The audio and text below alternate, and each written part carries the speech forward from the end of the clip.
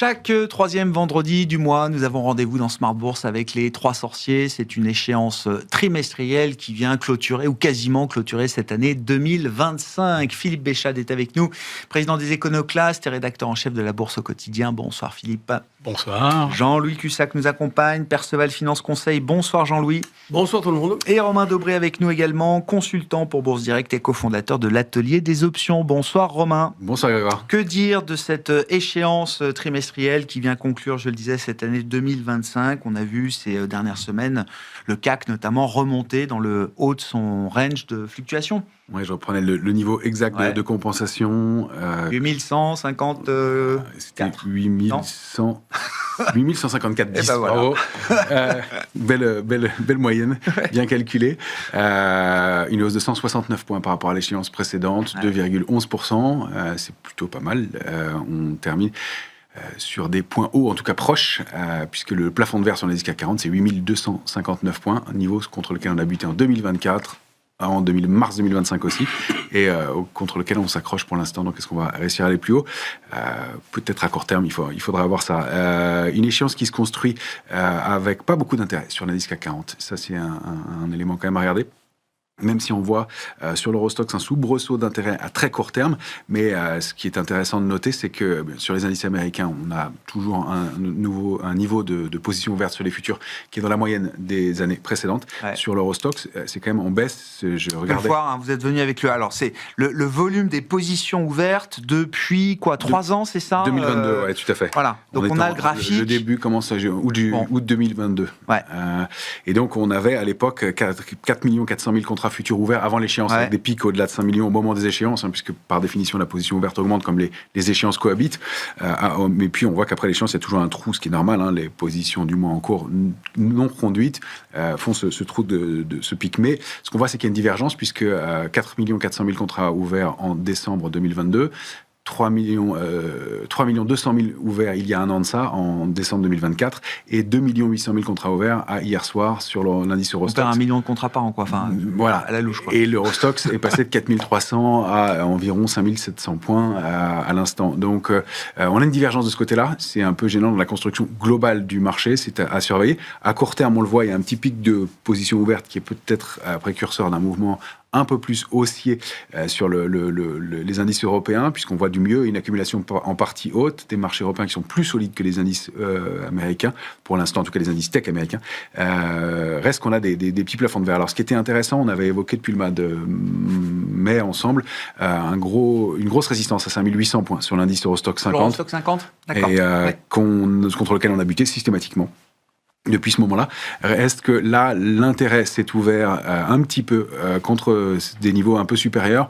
On envisage maintenant, en tout cas les opérateurs, quand on lit la position sur les marchés d'options, les opérateurs envisagent maintenant qu'on puisse déborder ce niveau-là, puisqu'il y a de l'intérêt qui se crée aux alentours de 6 000.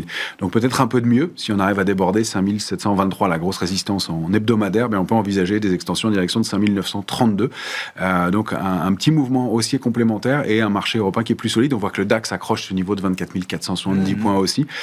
Donc ça, c'est plutôt pas mal. Il y a eu quelque chose qui a quand même été cassé dans la dynamique haussière sur la tech américaine. On l'avait évoqué le mois dernier en se disant que... À partir de novembre, c'est ça ? Ouais, à partir de novembre, on a vu que c'était passé quelque chose, un mouvement de baisse qui pouvait être un début de distribution, et on disait qu'il fallait monitorer le rebond. Il y a du bon et du moins bon dans ce rebond. Il n'y a pas une position ouverte à un intérêt très fort, même si on reste dans la moyenne habituelle. Il n'y a pas des volumes extraordinaires non plus dans le rebond, même si on a eu quelques belles séances quand même. Et en revanche, on fait du discernement, de la discrimination parmi les valeurs tech américaines. On voit que Google se porte bien, qu'on arbitre des oracles. Donc, il y a de la discrimination. Et au moment où on se posait beaucoup de questions quant à l'éventualité d'une bulle sur la tech américaine, et notamment autour de l'IA, c'est plutôt pas mal de voir ce mouvement de redistribution. De redistribution à l'intérieur du secteur lui-même. Donc ça, c'est plutôt pas mal, mais ça nous laisse un peu dans le doute quant au fait qu'on ne soit pas globalement dans une période de distribution. On a des signaux qui sont un petit peu lourds sur les indices américains. Si on veut regarder le S&P en mensuel, on a cette bougie du mois de novembre qui est quand même très moche, qui s'appelle un pendu. Ça dit bien ce que ça veut dire. Donc la dernière bougie, un graphique mensuel que vous avez sous les yeux, c'est la bougie rouge la plus haute. Et on voit que ça se traduit par un petit mouvement pour l'instant, le mois n'est pas terminé, mais de baisse derrière. Il ne faudrait pas que ça forme ce qu'on appelle un sommet en tour, c'est-à-dire qu'on accélère bien à la hausse, on forme un sommet à plat, et ensuite un mouvement de baisse. C'est à surveiller. Maintenant, le risque me paraît vraiment asymétrique sur les indices américains. On peut encore progresser en regardant des extensions, mais de la même façon, quand on lit l'état des positions ouvertes sur les options sur le S&P, on envisage de l'intérêt, j'ai été regardé jusqu'en mars, alors ça peut se construire, mais pour l'instant en tout cas, sur l'échéance du mois de janvier et jusqu'au mois de mars, pas d'intérêt au-delà de 7100 points. Donc on peut envisager des extensions, mais on n'a pas l'air d'être très enthousiaste pour aller payer encore des indices américains. Je regardais des écarts de marché depuis le point bas du Nasdaq 100 au mois de mars 2020. Ouais. On valait 6771 points et on a fait un plus haut à 26 177 points, je crois, sur le Nasdaq 100. Donc on a progressé de 185% à peu près en 5 ans. On sait que la moyenne de progression d'un indice S&P, c'est 9% par an en excluant pas l'inflation. Donc, on est un peu loin des écarts de la moyenne. Donc, de façon générale, même beaucoup, ça ne veut rien dire en bourse, mais on a, à mon avis, un risque qui devient asymétrique sur les indices américains, même si à court terme, on n'a pas d'éléments de retournement. Encore une fois, on se montre solide. On a testé des niveaux d'alerte, 6 733 sur le S&P, 25 000, on réintègre 25 168 sur le Nasdaq 100.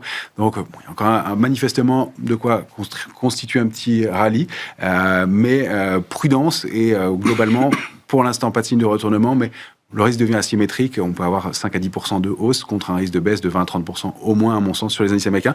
Sur les indices européens, c'est peut-être un peu mieux. C'est peut-être là où il faut regarder pour l'instant. Dernier élément, les ratios put-call sont plutôt équilibrés. On est autour de 1 en moyenne globale, donc on n'a pas d'excès de ce côté-là. Donc pas de risque majeur instantanément, en tout cas.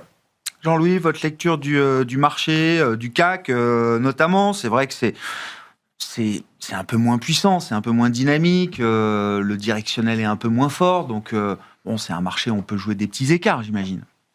C'est un marché qui est beaucoup plus régulier, on va dire, ces derniers temps. Là, ce qui fait peur un peu aux États-Unis, c'est ce qui est perturbant, on va dire, ce sont des écarts de 0,8, 0,9%, quelques dizaines de minutes dans la journée. Alors on se dit, tiens... il se passe un truc ? Oui, il se passe un truc, mais il se passe rien, en fait. C'est fou, parce que même parfois, il n'y a même pas de déclaration. Bon, il y en a parfois, mais parfois, il n'y a rien. Alors bon, c'est assez bizarre. Donc je ne sais pas ce que ça veut dire, mais c'est... quand on observe la situation en prenant un peu de recul, on voit que les marchés ont du mal maintenant à trouver des raisons d'avancer. Comme Romain l'a dit. Ça fait déjà peut-être 1, 2, 3 mois qu'on dit ça. À chaque fois. Qu'est-ce qui nous amènerait beaucoup plus haut que les sommets qu'on a déjà, marqués, puis, le fait qu'il y ait quand même des intérêts qui se renforcent sur des valeurs qui confirment un avenir, somme toute, manifestement meilleur que celui qui vient de passer, alors qui était déjà extraordinaire. Bon, enfin, et donc Aura qui est vendu au profit de peut-être d'autres valeurs comme Broadcom ou Nvidia, mais qui ont eu aussi des baffes quand même, qui ont pris des claques. Broadcom, ça a rendu un peu, oui. Oui, enfin, tellement monté. Ah bah bien sûr. Bon. Et en Europe, écoutez, de toute façon, partout, on a le sentiment que les gérants, globalement les investisseurs, prient pour qu'on termine l'année en roue libre. Ça me paraît évident. Et je vois pas, si vous voulez, d'éléments, que ce soit aux États-Unis ou en France ou en Europe, on va dire, sur lesquels on peut baser des convictions. Voilà. Qu'est-ce qui pourrait nous faire qu'on ait envie d'acheter ? Rien. Une nouvelle qui viendrait redéclencher de l'enthousiasme. Le catalyseur que tout le monde attend, c'est la paix en Ukraine. Voilà, c'est évident. Donc, ça arrivera. Voilà, c'est sûr que ça arrivera. Donc, on pourrait penser que pour l'Europe, il y a un vrai catalyseur qui est vraiment... indiscutable. Mais comme vous dites, c'est un vrai catalyseur. Le marché européen est encore comprimé par l'intensité du conflit, la persistance du conflit, etc. Par le coût du conflit. Non, mais je sais bien. Ce coût qui est quand même porté en grande partie par l'Europe. Donc, les dettes qui augmentent partout. Enfin voilà, ça génère de l'inquiétude. Alors après, ça ne veut pas dire que tout va aller mieux de lendemain.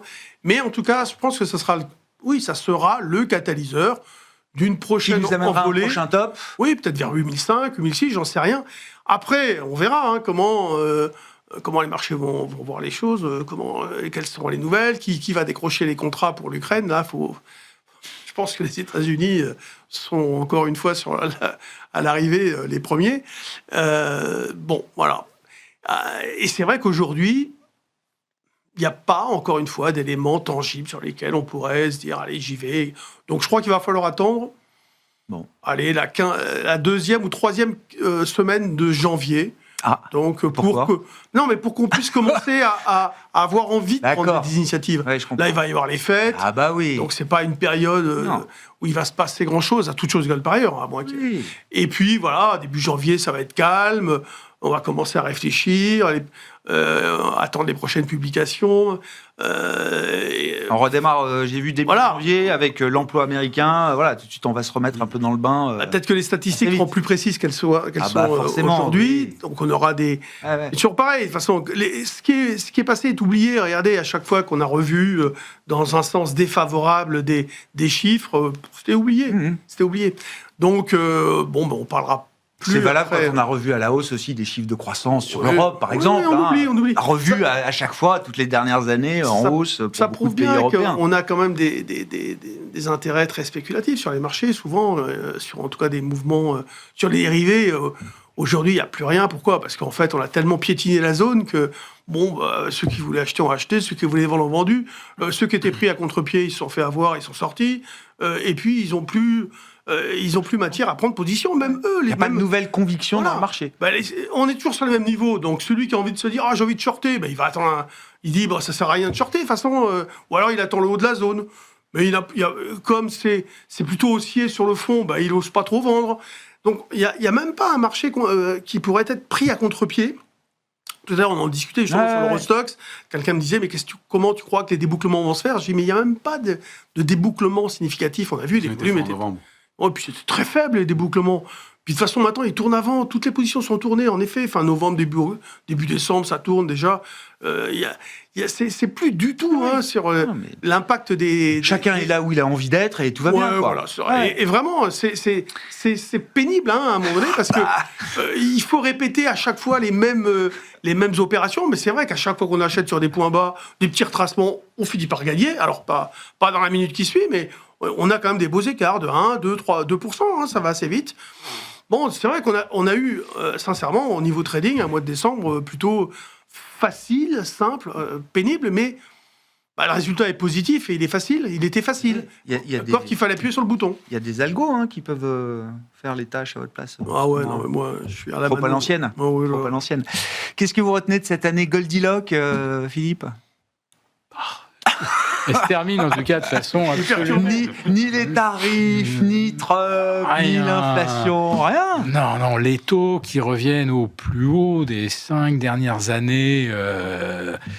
Il y a un graphique qui est saisissant. En fait, c'est le même. Vous prenez le 10 ans, l'OAT, sur 2 ans. Vous prenez le Bund, vous prenez le 10 ans américain, vous prenez le 30 ans américain.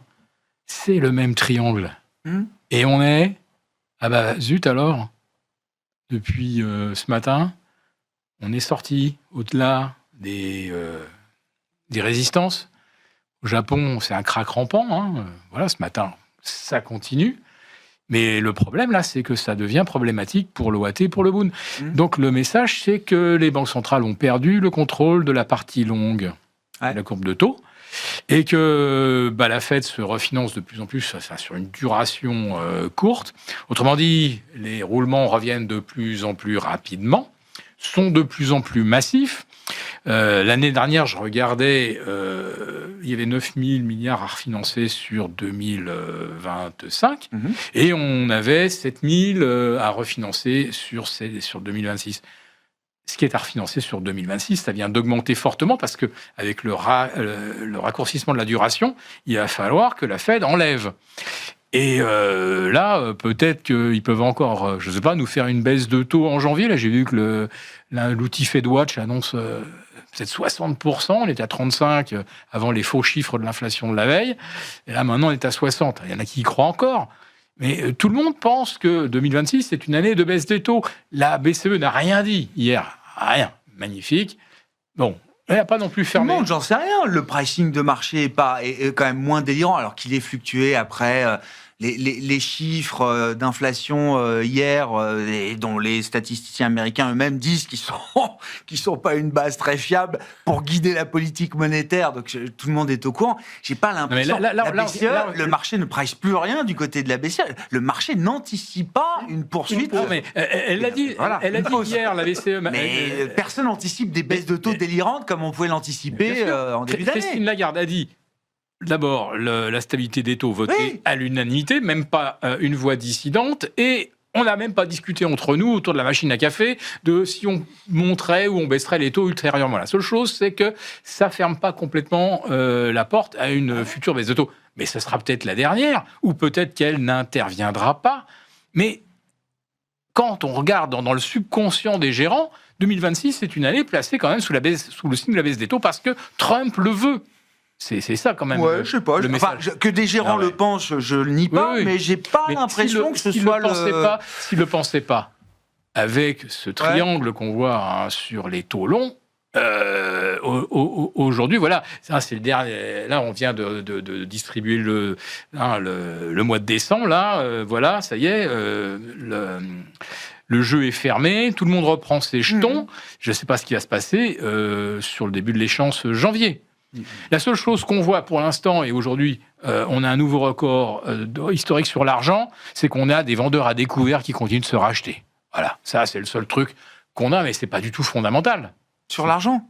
Sur l'argent métal, oui. Ouais. D'accord. 67,10. Il y a des gens qui shortent Il y en a qui sont pris l'argent à la gorge avec le des bull run positions qu'on short. a depuis je sais pas quand. Il y en a qui sont pas sortis, ouais.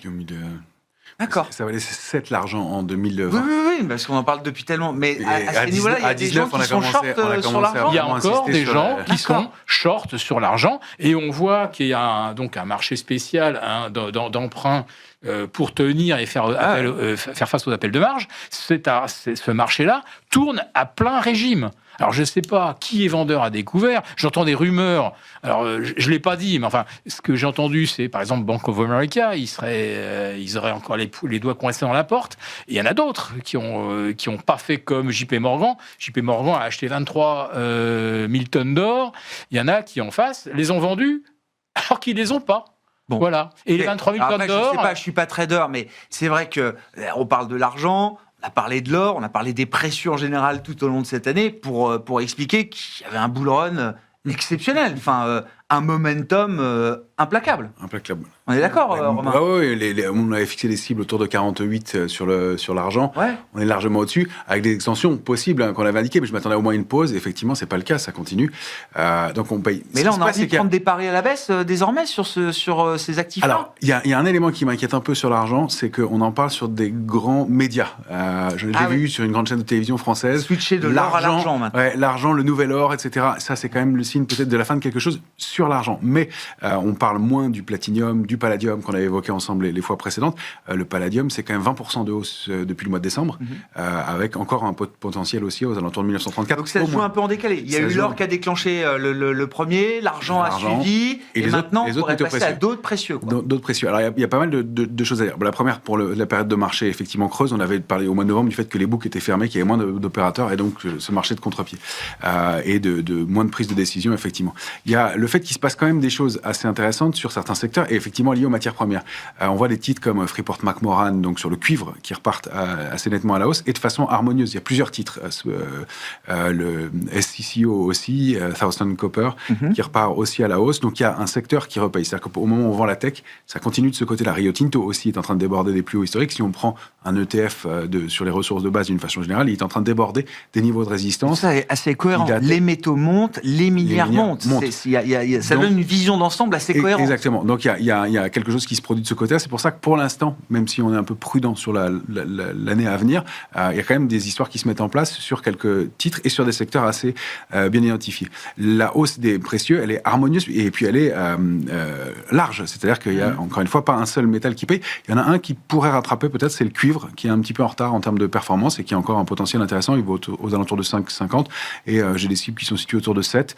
Donc il y a encore peut-être un rattrapage de ce côté-là et on anticipe déjà du côté des minières. Donc il y a des choses qui se mettent en place sur d'autres secteurs. Ça, c'est plutôt la bonne nouvelle. On voit aussi parmi les nouvelles positives des frémissements sur les titres en retard à Paris. Et c'est pour ça que je disais que peut-être en Europe, il y aurait quelque chose à faire. On voit des titres comme Téléperformance qui stabilisent ou qui tentent de rebondir. On voit des titres comme Worldline aussi. On voit des titres comme Eurofins Scientifique qui réagissent sur des niveaux de support. Et puis toujours le parcours haussier fort des bancaires, notamment de la Société Générale. Donc ça peut alimenter des mouvements de hausse, peut-être aussi sur une valeur comme LVMH. Donc il y a des choses qui sont positives et qui se mettent en place de ce côté-là. Maintenant, sur le pari des métaux, il y a un petit risque. C'est l'inflation. Oui, alors justement, parce qu'avant qu'on parle de Paris, je voulais revenir quand même aux taux. Je vous ai coupé, Philippe. Le sujet des taux, ça reste un sujet devant nous encore. Enfin, on est encore dedans dans cette question de savoir est-ce que les parties longues de courbe sont bien ajustées. La vol s'est quand même calmée ces derniers temps. Je mets le Japon de côté, mais la vol, c'est quand même calmé en cette fin d'année par rapport à ce qu'on a connu du move sur la première partie de l'année 2025. La première partie de l'année, elle est secouée par Donald Trump. Donc là, oui. effectivement, ça. Mais là, on est redevenu presque serein. Je vous assure. C'est ce que je dis, la vol sur les parties longues de courbe est vachement retombée. Il n'y a vraiment pas de quoi. Derrière cette sérénité, je vois une chose, c'est que les marchés sont absolument convaincus que, évidemment, les banquiers centraux n'ont pas pu ne pas voir ce que tout le monde peut voir avec un graphique, et qu'ils vont faire une déclaration à un moment qui va permettre de gagner 15 jours, 3 semaines, qui va peut-être permettre à certains opérateurs d'en sortir encore et de ne pas se faire prendre lorsque les choses vont vraiment mal tourner. C'est un peu ça mon interprétation, parce que c'est tellement évident que je me dis comment... ceux qui voient ça peuvent pas commencer à prendre des mesures ou chercher les issues de secours. C'est qu'on a dû leur dire, vous inquiétez pas, on a encore 2-3 trucs dans le chapeau, ça va pas sortir du triangle tout de suite, mais je pense qu'il y a des gens aujourd'hui qui cherchent vraiment à sortir. Et effectivement, une des portes de sortie, c'est d'aller vers des actifs concrets. Le cuivre, j'aime bien le ratio cuivre-or, puisque là, il est 2000.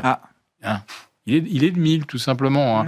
On a donc le lingot à 118 500 et vous avez le kilo de cuivre la tonne de cuivre à 11 800, donc le kilo à 11,80. Donc voilà, il y a un ratio 1000 entre le cuivre et l'or. Si l'or ressort au-delà de 4,4... Et gold silver, ça doit être assez tendu aussi, j'imagine. Alors le gold silver, il s'est drôlement comprimé. On était à 95 en février. 95 en février 2022, donc 95 onces d'argent pour une once d'or. Février 2022, on est à 65, voire même 64,5 aujourd'hui. Donc la compression, on se rapproche quand même de la moyenne historique des 60. Mais là, c'est qu'une moyenne. Donc, ça veut dire que 60, c'est un pivot. Qu'est-ce qui dit qu'on ne va pas aller à 50 ? J'en sais rien. Je ne connais pas l'ampleur des positions encore de vente à découvert à racheter et d'opérateurs qui sont aujourd'hui, je le pense, à l'agonie sur ce genre de spéculation qui a fonctionné 30 ans. Et donc, ça peut emmener l'once d'argent beaucoup plus haut encore Alors, moi, j'ai un objectif qui est 68,5. Je l'ai depuis très, très longtemps, mais je l'avais pour fin 2026. Je l'avais pas pour fin 2026. Tout va plus vite, maintenant. Mais bien sûr. Bon, déjà, à 45, j'étais très content. Vous avez gagné un, non ? À 45, j'étais quand même assez content de mon pari sur l'argent cette année. Quand j'ai vu derrière 54, c'était un nouvel objectif. Je me dis, alors là, c'est vraiment très, très beau cette année. Et là, maintenant, à 67, il reste encore, je pense, environ 1,5. Mais c'est qu'un des objectifs. Qu'est-ce qui me dit qu'on ne va pas derrière à 95 ? Il y a un problème d'offre en plus. Oui. De disponibilité, oui. Mais pourquoi ça monte à ce point-là ? C'est ça qu'il faut peut-être apporter comme réponse. Qu'est-ce qui fait que ça monte à ce point-là ? C'est des marchés de momentum aussi. Oui, c'est les moments qui se mettent en place. Est-ce qu'il y a des contre-pieds extrêmement à découvert ? Voilà. Donc toi, tu penses que c'est ça ? Il n'y a pas de physique. Problème d'offre. Il y a pas de physique. Qu'il y a des PO vendeuses importants. Ils ont réussi à survivre après une telle hausse. Ça tourne, mais à un moment donné, il y a toujours quelqu'un qui va se dire c'est trop haut, je short. Bon, oui, ça peut arriver, mais moi, je suis surpris qu'il y ait quand même autant de vendeurs que ça. Oui.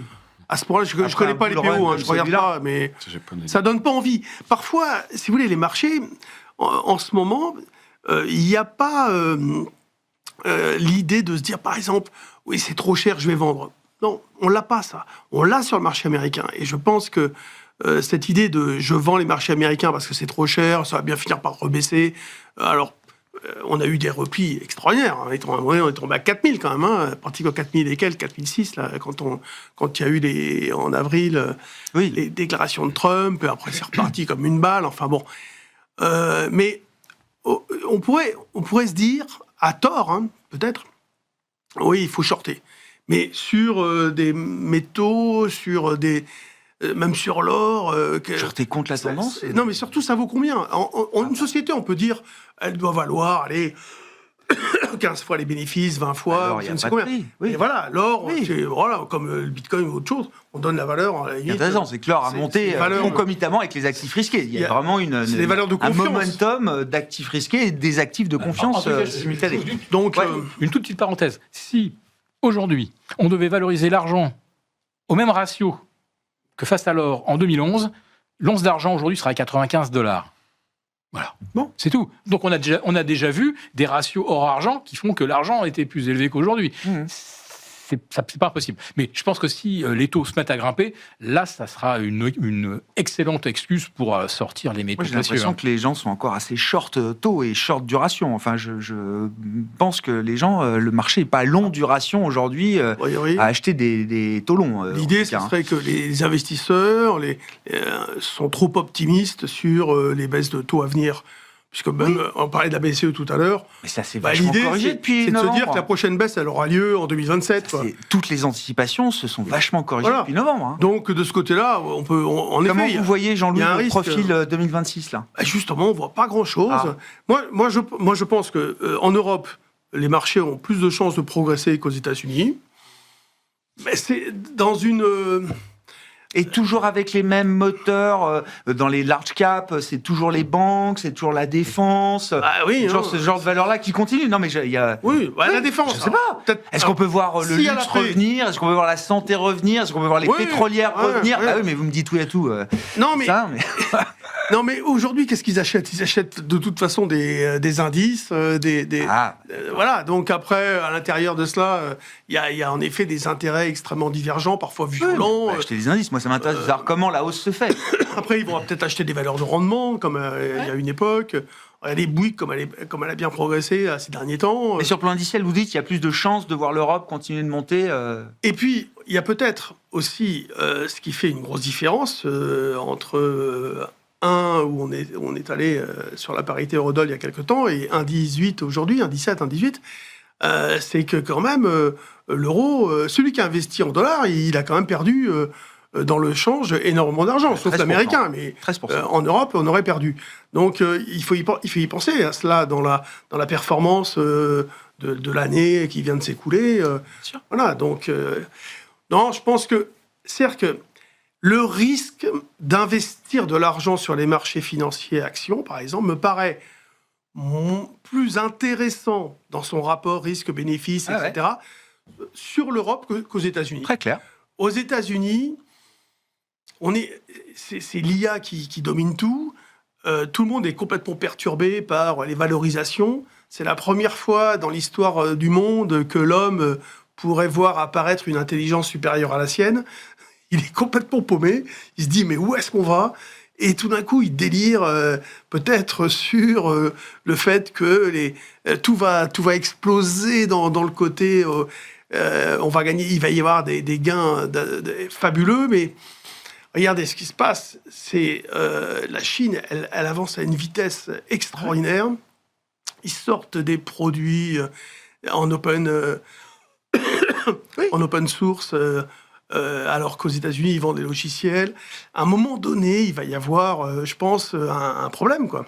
Et la Chine avance très, très, très vite. D'abord, ils sont nombreux.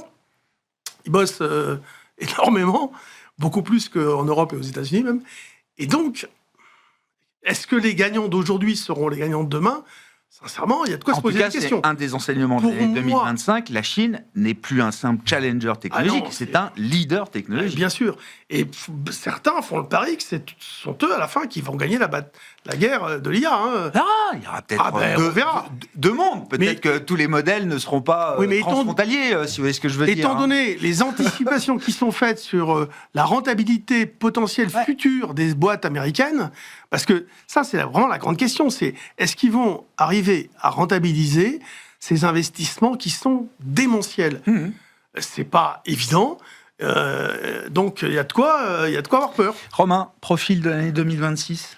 Qu'est-ce qui peut se passer? J'ai déjà commencé un petit peu, je me suis emporté, mais oui, les minières, manifestement encore, des réactivations haussières qui se mettent en place et de façon harmonieuse sur pas mal de titres. Il y a un secteur aussi qui m'intéresse, c'est l'uranium. Et beaucoup de volatilité, mais il y a des titres comme Energy Fuels, comme Cameco, qui sont moins connus chez nous, mais qui sont des titres qui ont extrêmement bien performé depuis le début de l'année. Et l'uranium, c'est un des moteurs pour alimenter de l'énergie bas carbone, de l'énergie disponible 24 heures sur 24. Et donc, évidemment, vous m'avez vu arriver sur l'intelligence artificielle. Donc ça peut être un des gros secteurs. Et il y a beaucoup de volatilité dessus depuis une quinzaine de jours à nouveau. Mais c'est un secteur qui avait pris, sur des valeurs qui avaient pris plus de 100%, qui sont redescendues à 80% de hausse depuis le début de l'année, donc 30% de correction, et qui reviennent sur des niveaux d'entrée. Donc ça peut être, à mon avis, quelque chose à regarder, puisque on a déjà pas mal payé, pas mal anticipé ce qui pouvait se faire autour des valeurs tech. Pure IA, quoi. Pure IA. Ouais, je comprends. Donc il y a ça. À mon avis, regardez. Un secteur qui surperforme un peu en termes de force relative aux États-Unis. En Europe, c'est moins flagrant, c'est la santé. Mais ce que je pense et ce qui se met en place depuis quelques temps, c'est qu'il y a beaucoup de stock picking à faire, à mon avis, et qu'on est en train d'avoir moins de logique sectorielle qu'on en avait auparavant. Et si il peut y avoir des mouvements haussiers, ils seront peut-être moins importants. C'est pour ça que les cibles que je vous donnais, par exemple, sur l'Eurostock, sont pas énormes, mais qu'à l'intérieur, il peut y avoir des paris qui soient assez forts. On a vu dans la santé, Novo, c'est un crash. Astra, ça a été une très bonne année pour AstraZeneca, par exemple, cette année. Exactement. Et comme on le voit, avec de la discrimination au sein de la tech IA, et des valeurs IA, etc. Donc c'est là où je pense qu'il va falloir faire vraiment de plus en plus du stock picking. C'est un peu ce qui s'est mis en place dans le courant de cette année, parce qu'on en parle depuis longtemps du stock picking et de sortir de cette logique indicielle. Quand on a un marché qui, à mon sens, est susceptible de caler, eh bien c'est sur de la discrimination, et c'est ce qui se met en place, qui va être plus intéressant. Donc on voit effectivement quelques valeurs qui se comportent pas mal. L'indice CAC Small a franchi un niveau de résistance après une longue pause à nouveau. Donc il y a peut-être des choses aussi à faire de ce côté-là. Je vois des titres comme Alten qui repartent sur des niveaux de support qui sont intéressants. Il y a Emeis qui aussi donne des configurations qui sont à surveiller. Sur des excès, et peut-être on pourrait regarder du côté de Rémi Cointreau, qui commence à être un peu, qui devient intéressant graphiquement, même si c'est pas encore avéré. Alten, c'est plus franc, par exemple. Mais donc il y a des choses à regarder. Il peut y avoir des paris intéressants de ce côté-là. SS2I, IT Services, vu comme des perdants de l'IA, Food and Beverage, tout ce qui est Quality Growth, Pernod Ricard doit être au plus bas aussi, je crois. Enfin voilà, plus bas. Et à la fin, des valeurs, on s'en souvient tous, et vous plus que moi encore, mais qui ont été les darlings du marché pendant 10 ans. Quoi. Exactement. Tant que les Chinois achetaient.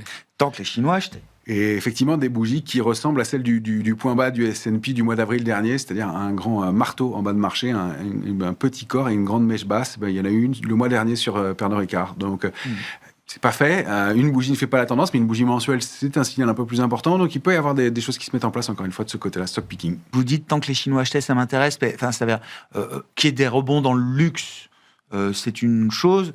Revenir à la valorisation, aux valorisations que le marché a pu conférer à ce secteur-là, avec à la fois la période de taux bas, voire négatif, et la puissance du marché chinois et d'entraînement du marché chinois, vous dites, à cette époque-là, elle est définitivement révolue. Oui, on a tracé des courbes, on les a extrapolées jusqu'en 2030, et puis on voit que déjà en 2022-2023...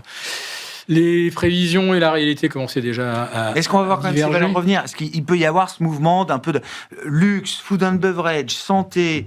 L'Europe a été portée, encore une fois, par banque et défense. Je veux dire que c'est des valeurs, vraiment le food and beverage, c'est vraiment les valeurs typiques lorsque le marché, d'un seul coup, prend peur. C'est comme des valeurs qui sont...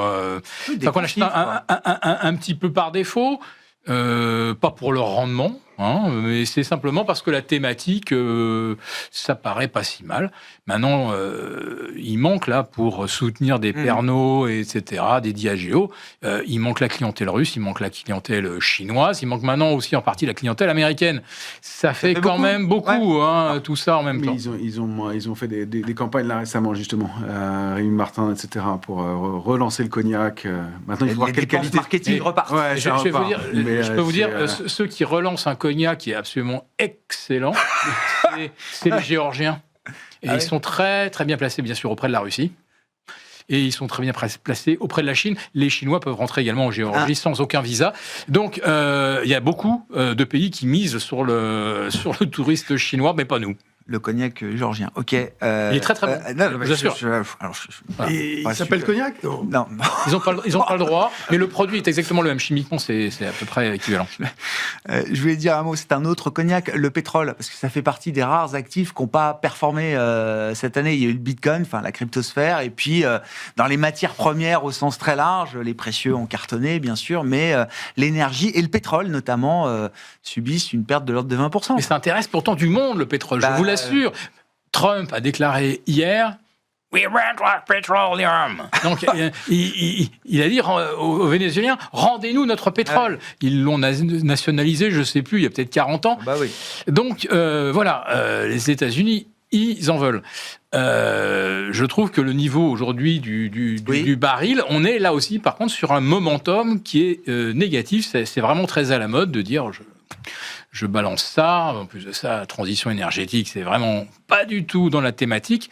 Attention, en dessous de $56, il n'y a plus beaucoup de producteurs de shale oil américains qui soient rentables. L'Arabie Saoudite a un coût du maintien de la paix sociale qui est colossal. Et en dessous de $80 le baril, il commence à devenir inconfortable en termes de grands équilibres budgétaires. Voilà. Puis bien sûr, alors Poutine, voilà, ça lui fait moins d'argent, c'est bien fait. Mais le pétrole, il va probablement encore baisser un peu parce que le momentum, il est ce qu'il est. Mais à 3-4% près, je pense qu'on ne fait pas une grosse erreur en commençant à s'intéresser à la thématique. Et je noterai quand même que des ENI, Total Énergie, Devon, Occidental Petroleum, regardez la résilience de ces entreprises par rapport, et donc la déconnexion par rapport au prix du sous-jacent. Vous parliez de l'euro-dollar tout à l'heure, Jean-Louis, effectivement. Donc après le parcours de l'année, là, où est-ce qu'on en est ? Est-ce qu'on arrive à au moins un équilibre qui peut tenir quelques temps, quoi ? On est même sorti par le haut, c'est haussier. Bon, là, on s'éloigne. Mais est-ce qu'on va à 1,25 en 2026 quelles sont les perspectives sur les taux américains, les perspectives sur les taux européens ? Donc, on verra au fur et à mesure. A priori, les taux américains devraient baisser plus vite que les taux américains devraient baisser plus vite. Là, Trump fait tout ce qu'il faut pour essayer de les faire baisser. Donc, on pourrait continuer à avoir l'euro qui surperforme. Après, il y a des économistes qui nous parlent de 1,20, 1,25. Sur le plan technique, c'est haussier, c'est tout ce qu'on peut dire. Fixer des objectifs, on peut reprendre les précédents points hauts. Oui, alors en effet, on va arriver sur des 1,20, 1,25. Quand les économistes commencent à prendre en considération des points techniques, ça me fait toujours un peu peur. Ça veut dire qu'ils n'ont plus les arguments pour expliquer pourquoi ça monte, par exemple. Donc ça, il faut s'en souvenir. Pour moi, la rupture, la première, ça va être un 13,90. Donc... c'est un peu loin maintenant, peut-être, pour certains, mais encore pas tant que ça. Peut-être qu'on pourra remonter ce niveau de neutralisation vers, encore une fois, précédemment c'était un 15,50, ou d'ailleurs on est resté dans une phase de neutralisation comme ça, sans aucune tendance, un peu comme sur le CAC 40 ou les marchés européens en ce moment, où il n'y a pas de direction. On peut dire que le mouvement est haussier non infirmé, mais sans plus, puisqu'on fait du surplace. Donc ouais, l'euro-dollar reste haussier avec... Alors, sur le pétrole, quand même, on est en double appui. Sur le plan technique, là, on est en double appui. Alors, en effet, je suis d'accord avec Philippe. Probablement que c'est une zone plus d'achat que de vente. Et il faut penser qu'il y a des forces de rappel qui peuvent survenir, qui sont plutôt dans le sens d'un rebond du pétrole. Bon, un mot pour finir des émergents peut-être et de la Chine spécifiquement. Parler de la révélation en début d'année avec DeepSeek que la Chine était aussi un leader technologique, peut-être rival ou à l'égal des États-Unis aujourd'hui. Et puis, ça a été le retour des actions chinoises comme étant à nouveau investissables. Oui, effectivement. Et pourtant, le signal est un peu mitigé pour l'instant. Je m'attendais à du mieux de ce côté-là, mais ça fait partie aussi des paris qu'on peut faire pour l'année à venir. À mon avis, plus de ce côté-là, si on veut travailler sur la tech. Baidu tient plutôt bien. Alibaba, ça repart un peu aujourd'hui, mais c'est mitigé. Il est quand même sur des niveaux de support, autour du niveau de pivot. Et puis, si on regarde ce graphique d'un ETF sur Amundi sur le PEA, de la Chine éligible au PEA, eh bien, on teste un niveau d'alerte. C'est 10,43. Autour d'une ligne de coût importante. Alors, on peut graphiquement tester des niveaux comme ça pendant quelques temps, c'est pas jamais parfait, mais je m'attendais à ce que le rebond soit plus rapide. Donc, si on se réinstalle au-dessus qu'on arrive à préserver ces niveaux-là et à réaccélérer, ça pourrait repartir un peu. Et il y a un peu de mieux à court terme, donc c'est peut-être pourrait être la bonne surprise de fin début d'année. Retour d'intérêt sur les techs chinoises et puis sur la Chine qui devient effectivement à nouveau investissable, même si c'était moins le cas. Moi, je le vois toujours comme un élément de diversification parmi d'autres investissements. Merci beaucoup, messieurs. On s'arrêtera là pour ce soir et pour cette année 2025 avec vous, les trois sorciers de Smart Bourse, chaque troisième vendredi du mois pour l'échéance. Nous sommes avec Romain Daubry, cofondateur de l'Atelier des Options, Jean-Louis Cussac, Perceval Finance Conseil, et Philippe Béchade, le rédacteur en chef de la Bourse au quotidien et président des Éconoclastes.